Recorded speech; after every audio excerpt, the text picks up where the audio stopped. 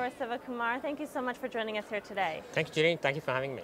Well, I'd love to hear a little bit more about your background, TheFind, and your startup history. TheFind is 6 years old. It's a Silicon Valley company that's been profitable for 6 quarters. And we've applied technology to the shopping space to make shopping more exciting and fun. And before that, my background has been as an entrepreneur in the Valley. This is my 7th startup company. So the other 6 unusually have been outside the internet space. They've been in the hardware and tech networking space. So it's a bit of a leap for me to go into a brand new industry. That's what's exciting about being an entrepreneur. Wow, so you've jumped from industry to industry, and the common thread is that you've led companies.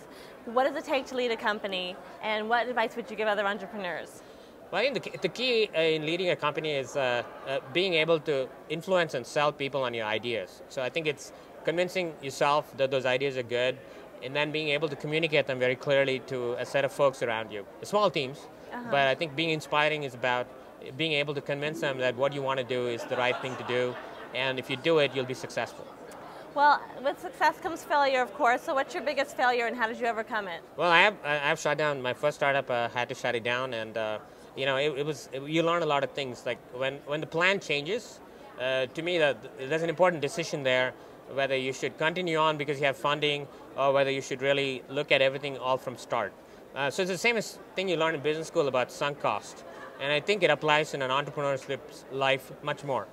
But people tend to look at it as, I've already got the money, I've got a team, let's keep going, doing something new. And this is in the Valley called pivoting.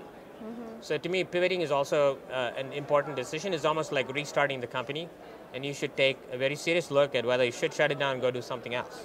Okay. Well, and to wrap up, what's an inspirational story that you'd like to share with our entrepreneurs?